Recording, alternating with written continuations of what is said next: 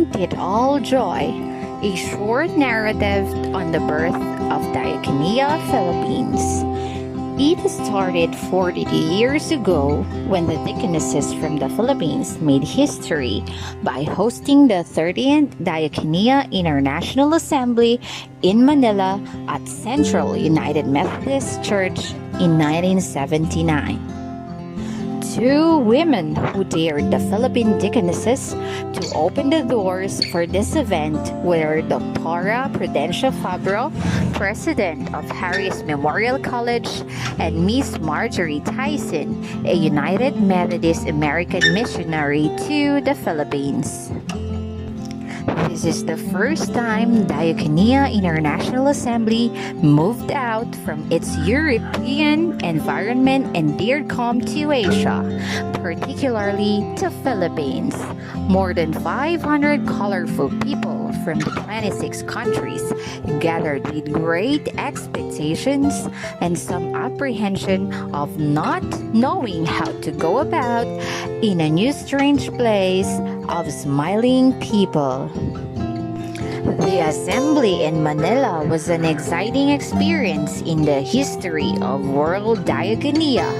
Only the first time it was held in Asia and second time held outside Europe. With the grace of God and with the hard work of the members of the Philippine Coordinating Committee composed of deaconesses from the Unitd Methodist Church, United Church of Christ in the Philippines, Iglesia Evangelica en las Islas Filipinas, Philippine Episcopal Church Salvation Army, UNIDA, Lutheran, the assembly was a successful breakthrough in planting the seed of economical sisterhood and brotherhood in the minds and hearts of all the delegates of the Diakonia World Assembly of Deaconesses. The inspiration from that international assembly encouraged the Philippine women workers to organize Diakonia Philippines leadership, thus creating Diakonia Philippines in 1980, whose first line of leadership includes President Kate C. Butangan, Vice President Miriam Garcia, Secretary Chita Framo, Treasurer Major Beulah Pacey, and Public Relations Officer Rosabelia Natividad.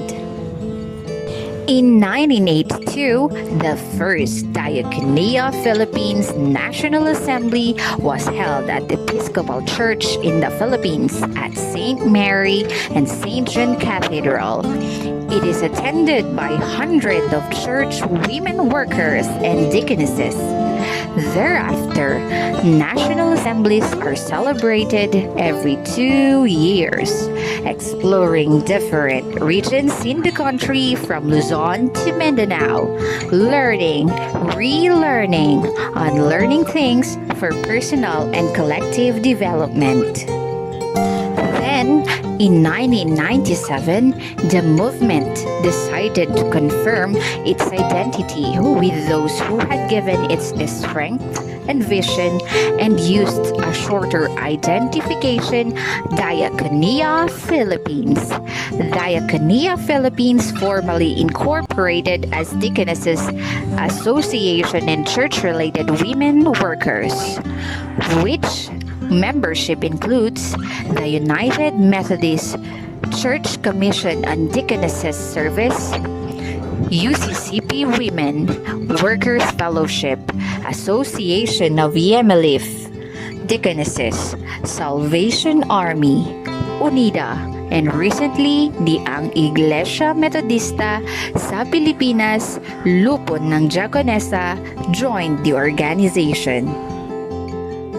May borrowed office at the Old Harris Memorial College at the corner of the United Nation and General Luna Streets. Diakonia Philippines moved to a rented office at the YWCA on General Luna Street. In 1998 to present, Diakonia Philippines moved to the Unitd Methodist Church headquarters at United Nation Avenue. In order to sustain the life and work of Diakonia in the Philippines, Project C or Skills, Enablement, and Education was funded by the Diakonia World Federation. It has three components: skills, enablement, education. To carry out this program, regional units were organized and consultation seminars followed. Skills training were given every 3 to 6 months by a team of teachers who went into the communities, particularly in depressed areas, where a group of women in the community are willing to learn and come together. Enablement. The aim is to support and establish work where deaconesses or church women workers are involved in contributing their talents and time for a unique service for the poor. Education. The aim is to strengthen deaconess movement and church women workers in service in the Philippines through continuing education and triennial educational trips and participation to Diakonia International Assembly.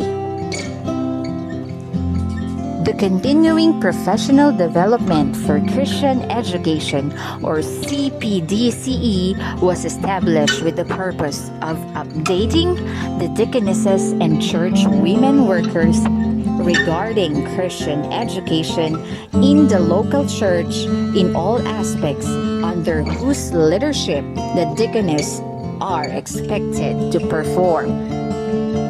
The CPDCE has been institutionalized as the flagship of Diakonia programs.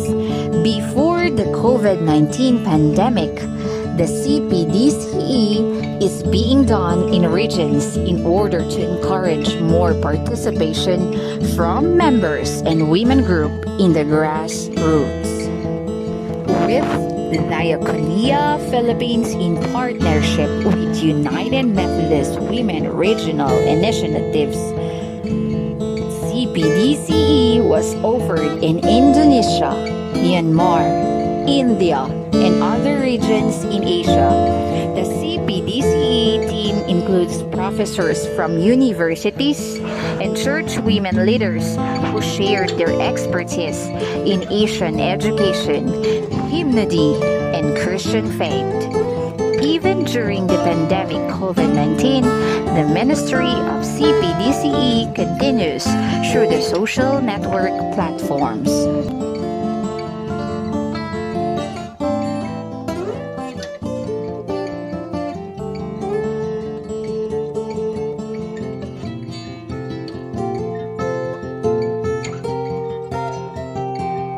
Diakonia House and Diakonia Farm. Our dreams for a Diakonia Philippine house continue to be a beautiful dream. The hope and challenge of making this dream come true was embraced by our sister deaconess and her husband, Perla Kabukungan Bautista, and attorney Samuel Bautista, who donated 3,000 square meters farmland to Diakonia Philippines in Nazareth, General Tino, Nueva Ecija. For many years, the farmland is utilized for growing calamansi trees and mostly vegetables. The Project Lemon Tree Diakonia Aid International is going on with about 500 calamansi seedlings planted, including some mango seedlings. For now, the land needs development. The Diakonia Board of Trustees is open for application for anyone who is interested in developing the properties.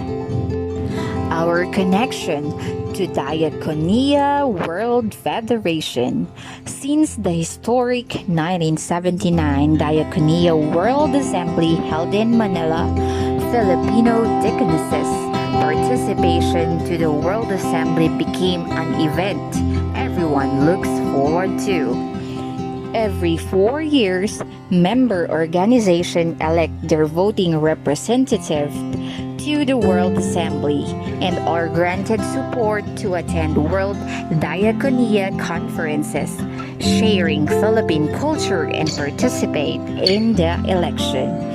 In 1992, Deaconess Chita R. Framo was elected Diakonia World President during the 16th World Assembly in Wolfville, Canada. She then was re-elected in Frederick, Germany, and served office for 2 consecutive terms. Diakonia Philippines organizations are recipients of Diakonia Aid grants. This is an emergency fund being used for the following: development of educational and training resources for Christian education and mental health matters, offering practical support to those in need, especially those isolated or marginalized, first aid and staff for natural disasters such as floods, typhoons, wildfires, and other types of emergency, supporting people during a time of increased domestic violence. Diakonia Asia and Pacific Region. In 2000, Diakonia Philippines hosted Diakonia Asia Pacific Conference at St. Therese in Quezon City. In 2012, we invited again the Diakonia Asia Pacific region for a conference in the Philippines. This time, it was held at Harris Memorial College. Member of the Diakonia Asia and the Pacific from Australia, Korea, Fiji, Indonesia, India, New Zealand gathered for a 4-day event of sharing of culture and mission. Subsequently, Emma Cantor was elected the executive committee as president of Diakonia Asia Pacific. For 42 years, Diakonia Philippines, in her utmost capacity as ecumenical organization, has been offering relevant programs beneficial to members and people of the community, has been organizing successful assemblies and conferences, and has been supporting social advocacy. At the onset of pandemic, Diakonia Philippines adapting measures to cope with the drastic changes brought about by the threat of COVID-19. Face-to-face meeting is restricted, but we have the distant meetup via online channels to adapt to the new normal. We are living in resilience as God enables Diakonia Philippines to carry on her task to connect, plan, minister, and serve the people and community through its programs. This year, we affirm the goodness of God to His workers. Truly, when God tests our faith, God provides relief as well. Every day is certain when we put our trust in God. To God be the glory. Mabuhay Diakonia Philippines.